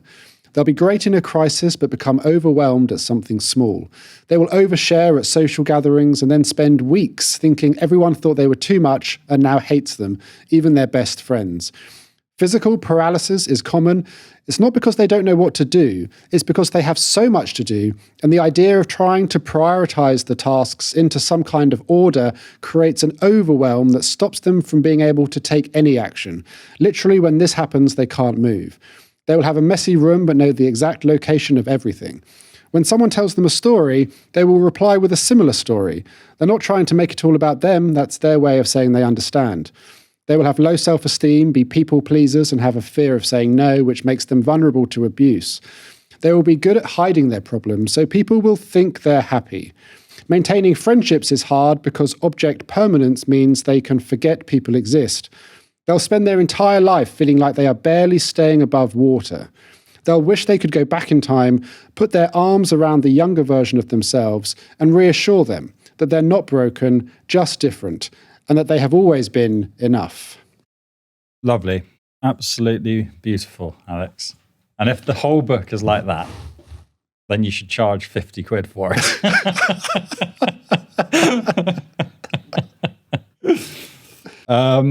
Great. What is Alex Partridge like in a classic standard 9-to-5 job? I'm awful in a 9-to-5 job. I think so many people with ADHD really struggle in a 9-to-5 job. I had to get a 9-to-5 job during the court case to pay some of my legal fees. I was brought in to grow the Facebook of this social media agency. It was a busy office, like loud music, a table tennis table, people chatting, bright lights, loud music. My mind was absolutely paralyzed in that environment. I was so anxious, and I was the uni lad guy, so there's huge expectations to perform. I left after 3 months, and I had grown their Facebook following from 0 to 5,000. I got another job in another marketing agency afterwards, and I had reflected on my experience in my previous job, and I said to my new boss, can you judge me on my outcomes and not my processes? I think there's so many strengths associated with ADHD, which was such a good thing for a business. I think it's just understanding how to manage an employee who has ADHD. Awareness, obviously, as a business owner, as a manager, what is neurodiversity? What are the neurodivergent conditions? And basic, simple accommodations to ease the anxiety that comes with so many of these conditions. Flexible start times, normalizing the use of noise-cancelling headphones and fidget toys, providing a map of the building so you can take away some of the uncertainty of what people are actually walking into, providing agendas ahead of meeting, again, taking away that uncertainty of what you're going into.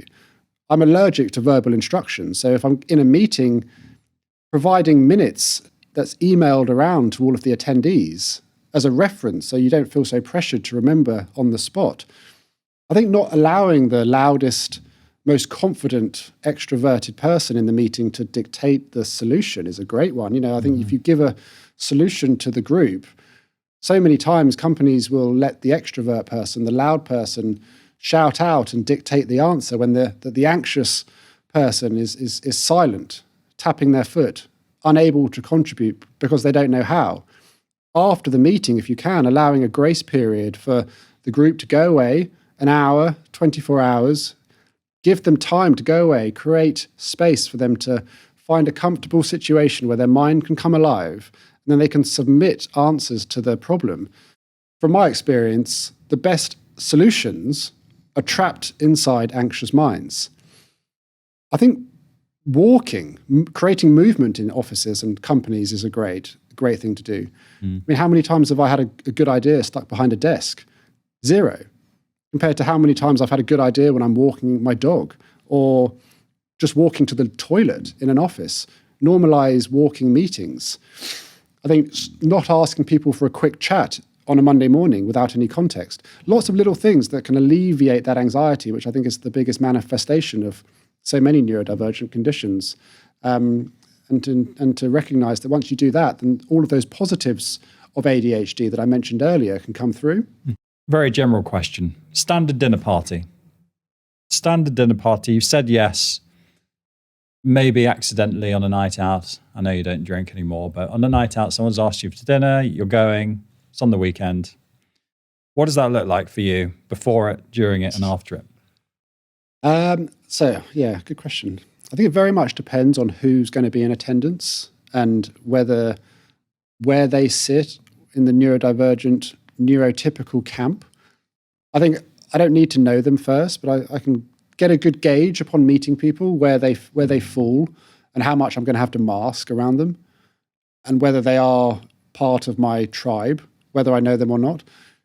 So if they're, on one drastic end of the scale, if they're all neurotypical, for example, that means my mask is going to be thick, and the effort that is required to maintain that character is going to be high.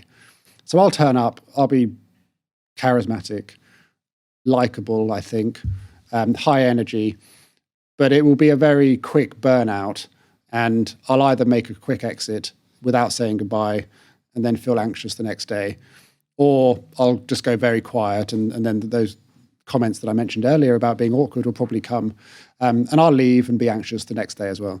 But I think if it's a dinner party full of people that I feel and the intuition pipes up, and it's like these people are on my side, these people are similar to me, I don't need to walk in and be this caricaturized version of me.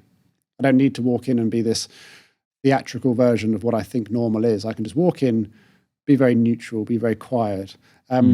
Then that's a version of me that I can sustain over a longer period of time, 2, 3, 4 hours. And also because I'm putting less effort into putting on a false version of myself, I'm putting more effort into actually engaging with people, listening to what they're saying and responding appropriately. So I think it completely depends on who's in attendance and how much effort I'm putting into putting that version of myself forward. What does it look like when your social battery just dies? We're about to find out. It can happen very quickly, and that's my worst nightmare. And that's why if I go to a dinner party, and which I don't do very often, but if I do, I went to one recently. It was an award show for this podcast. Brilliant, fantastic evening. And I was at a dinner table full of 20 people, and they all seemed apparently. They all seemed quite extrovert, quite loud people. Alcohol was flowing. I was on that wave for the first 2 hours. I was chatting, quite happily engaging, back and forthing, not feeling too anxious. And then suddenly it was like, zip, it went. And I then got so conscious about the contrast between the version of me now, which was almost nonverbal, and as a physiological response to that going inward, started showing physical signs of anxiety, like biting my fingernails, tapping my feet, chewing my fingernails. So it amplified the contrast between what I was like 2 hours ago compared to what I am now. A lot of the time now, it will just be a case of standing up and saying, maybe to the person next to me, sorry, I've got to go, and making up some silly excuse as to why I've got to remove myself quite abruptly. I'm trying to get better at that and just being unapologetically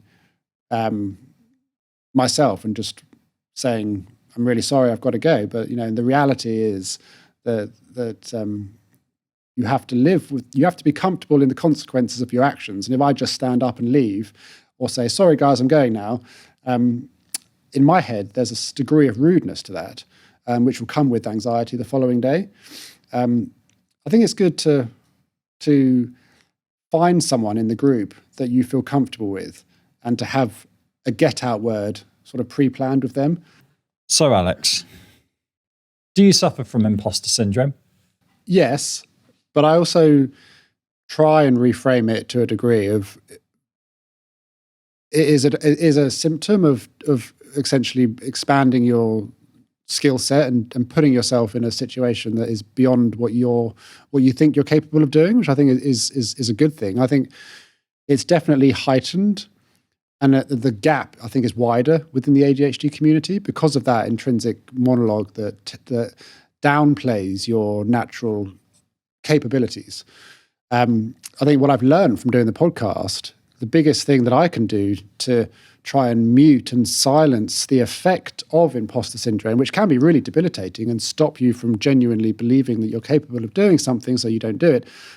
the biggest thing I've learned is to really pause after an achievement and really intentionally journal it, celebrate it, meditate on it, really go above and beyond. Because I think when you have ADHD and you have that internal monologue that is above and beyond the normal self-critique, the methods that you use to try and counter it have to be above and beyond. And for me, that genuinely means like sitting down and journaling the wins, celebrating my achievements, really spending time and to pause and reflect on what's just happened. Because I think otherwise you can be moving a million miles an hour, you achieve something, and then you just discard it to one side and you don't take time to store it in your subconscious. So when the time comes to do it again, you don't feel qualified because you don't have that evidence base in your subconscious to draw on. Yeah, that's good advice. Really good advice. Imposter syndrome is a strange thing, isn't it? I mean, when Rox was here last, she said that she suffered from it, and just every time she writes a song, she thinks she'll never be able to write another one. But it always sort of finds a way, I guess, depending on what you're naturally good at. Yeah, I think if when I wrote the book, I got it. I disappeared into a co-working space, and I spent 3 months writing it, and I did it, and I genuinely believe it's a really good book. But when I got my first copy delivered and I had my book in my hand for the first time, I just tossed it to one side. I literally threw it across the table as if like, we're on to the next thing. There was no pause and awareness and recognition of that achievement. Writing a book is huge. It was a huge part of the year. And I didn't spend the time. So now if someone asks me, can you write another book? My subconscious is an immediate no. That's my knee-jerk reaction because I didn't spend that time to store that evidence that I can. Now I see it, now it's there. And we're doing this interview, talking about it. I've got copies in my flat. I'm really aware now. I'm storing that evidence in my subconscious. So when that question comes up, can you write another book or whatever it is for whoever's listening, can you do X, Y, or Z? The next time you do it, you're confident in saying yes. So we know from the, I guess just from, you've been doing this, I mean, I've been producing it for about a year. You've been doing it for about 18 months. You've learned so much over that 18 months. And a lot of the feedback you're getting and a lot of the audience is undiagnosed women, right? Or just women, is it? Or is it more undiagnosed? Yeah, it's 85% women, most of whom, just from reading the comments and meeting, are late diagnosed or late coming to that awareness that they have ADHD. 85% female. Why do you think that? Why do you think it's so high? Like the percentage is so high? So many women have gone through their entire lives thinking that they have these personality flaws because they've been told by partners, by bosses, by teachers, by parents that they're lazy or they're too sensitive or they're too much, when in actual fact, they haven't got any personality flaws. They were living with undiagnosed ADHD. And because of that, the anxiety is massive. They get misdiagnosed with an anxiety disorder, put on anti-anxiety medication. They get into bad relationships because they don't have that awareness of who they really are, and therefore they don't know which partners are good and which ones are bad for them. And I think when you hear someone else telling a story that relates and chimes and rhymes true to your experience, I think you gravitate towards it. I think you gravitate towards the similarity and the relatability, because going back to that point earlier, don't ever go through this realization on your own. Don't do it alone. That's so dangerous. It's so isolating. People know that this podcast is a safe space. It's a space where predominantly female guests come on, or experts, and will either share a similar story that relates to theirs or shares advice that will impact their life in a positive way. I think there's a natural gravitas towards that. It's a self-preservation exercise. You're looking after yourself, and you gravitate towards sources of information and conversation that are going to alleviate the anxiety that so many late diagnosed ADHD women suffer from. Yeah, especially seeing other people who have been brought up in totally different cultures, totally different parents, totally different areas of the world. And then you see that they've gone through the same thing. I guess it's a sort of reassurance that this is it's a type of person, and they've all gone on to do such amazing, big, incredible things as well. So yeah, on that point, I guess getting to know like your audience and the community, why does it not chime well with some people that ADHD is quite often described as a superpower? ADHD has many super qualities to it, like I've outlined earlier on in this episode. The creativity, the pattern recognition, the intuition, the being great in a crisis, being intuitive. Some of the best businesses in the world are managed and run and started by ADHD entrepreneurs, the best partners, the best friends. ADHD chimes true. But I would always stop short of calling it a superpower, because I think there are many people who have ADHD who aren't experiencing all of these positives to it, because they're sort of still at that earlier stage of their journey where they're understanding and trying to tussle with all of the struggles. And I think it can be very damaging, particularly a child who is at that stage in their journey where they are really, really struggling. We see the comorbidities with ADHD. They're horrendous. You see someone with ADHD is sadly 4 times more likely to take an attempt on their own life. That's the drastic end. The anxiety, the depression, the addiction, the broken marriages, all come before that. Unfortunately, that's the majority of people who live with ADHD. So it's why I don't think it's helpful for the people who are at a different stage of their journey, the people that have cracked the challenges, have understood how to manage all of the negatives, and have shone through and really taken a grip of the positives and done amazing things. We should applaud of those people. But I don't think it's helpful when those people come back and call ADHD a superpower because they've managed to turn it into one.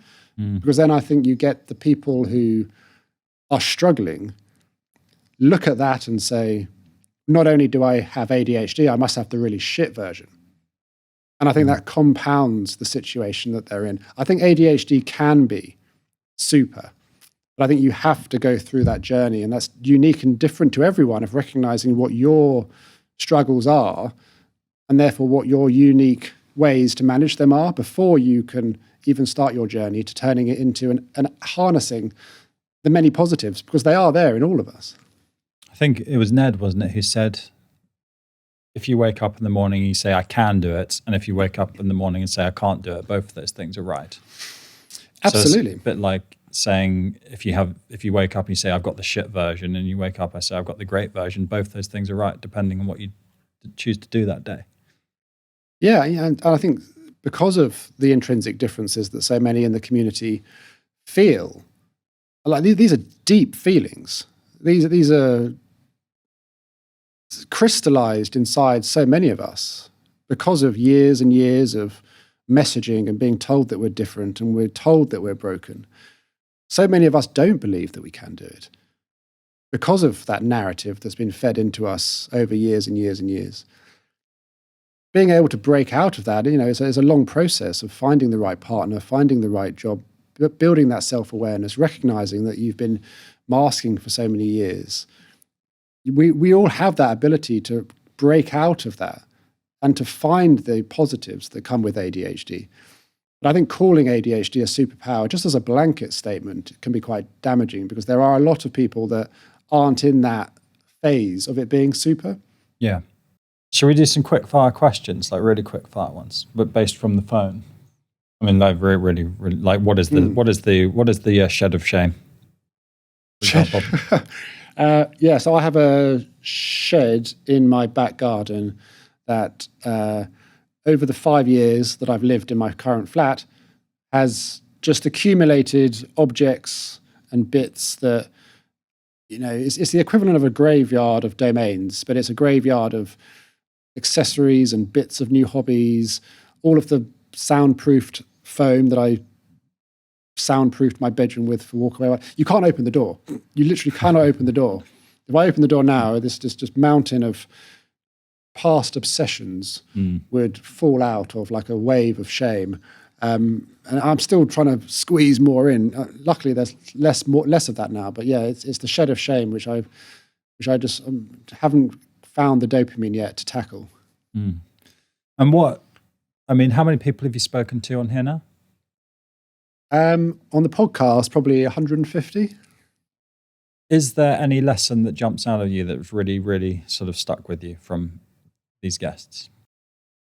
I think it's just been an absolute privilege to sit and hear so many people tell their journey and to hear the trials and tribulations that they've been on and the self-awareness progress that people have made. If there was... just sat in this studio, you can hear the echoes of the common themes that come up time and time again: RSD, rejection sensitivity, imposter syndrome, bad relationships, wrong jobs, boom and bust cycles. All of these things that so many of my guests have been through, but also seeing them share the part of their journey where they've realized that they were making wrong decisions, not because they were broken or that there was anything wrong with them, but because they were making decisions based off a lack of understanding about how their brain worked and that they were living with ADHD. It's been a privilege to hear so many people share their journey of awareness with me. And long may it continue. What's the most impulsive thing you've ever done? Most impulsive thing I've ever done? Gosh, I forgot about that question. We still do that, don't we? Yeah. Oh gosh, lots. Buying a car on finance that I couldn't afford when I was 18, and then I had to work 3 jobs to pay for this monthly finance agreement that I had. I didn't even have any time to drive the car, which was ridiculous. I remember walking past a piercing shop when I was at university, and 20 minutes later I had a lip piercing right through the middle, which got infected. And then I remember I got drunk and impulsively ripped it through my lip. Yeah, everything. Starting this podcast was impulsive. I think impulsivity has a bit of a bad rep sometimes, but I think that's what makes ADHD people such good business people, is we do start stuff that many others would be too fearful to do it. We don't always overthink the big decisions. If we have an idea, we do it now, not tomorrow. And fair enough, we might not stick at a lot of them, but again, when we find one that does align with our intrinsic motivations, then as I said, we impulsively start stuff, and if it sticks, then it sticks, and we become world beating at it. I think impulsivity is a massive strength once you understand when it's right to pull the trigger and when it's perhaps ill-advised. That's all the questions. So thank you very much. Although we do have one closing tradition on this podcast. You're really enjoying this, aren't you? Yeah. I deliver a letter as if by magic from the last guest, and you read them out. Here it is. Cool. 3 rules to live by. 1, never speak nasty things about yourself out loud or in your own head. If you do, say sorry. Yeah, massively agree with that. It's nasty. Speaking nasty things about yourself is I think what so many people with ADHD do. So yeah, saying sorry is good. Number 2, if not you, who? If not now, when? Pretty much what you just said about being impulsive. Yeah. And number 3, don't forget to eat and drink. Very true. And go to the loo. That's good. Yeah, very good. Very good 3 rules to live by. Thank you, Rox. And then we're going to get you to do your 3. Yeah. But yes, thank you very much, Alex Partridge. Good interview. Well done. How did it feel? How did it feel to be on that side of things? Yeah, very surreal. Glad it's over. But no, very good interviewer. So thank you very much. Yes. I guess the last comment is I don't know if I can speak for Luke, but when I first started doing this, I was in the guilty party of thinking that ADHD was bollocks. Now I totally get it. And I mean that in like the nicest way possible. I was one of those ignorant people that had no idea about it. Now I've learned so much. And seeing all these people struggling with something that's so clearly real, and most of them are actually some of the best communicators that I've ever met. It's so strange to sort of see such a high concentration of people who are clearly very, very good at what they do. And your passion for it really has sort of flooded over, I think, onto all of the staff, right? So yeah, you've taught us a lot about it. So congratulations on that. Sure, that's very kind. Thank you both very much.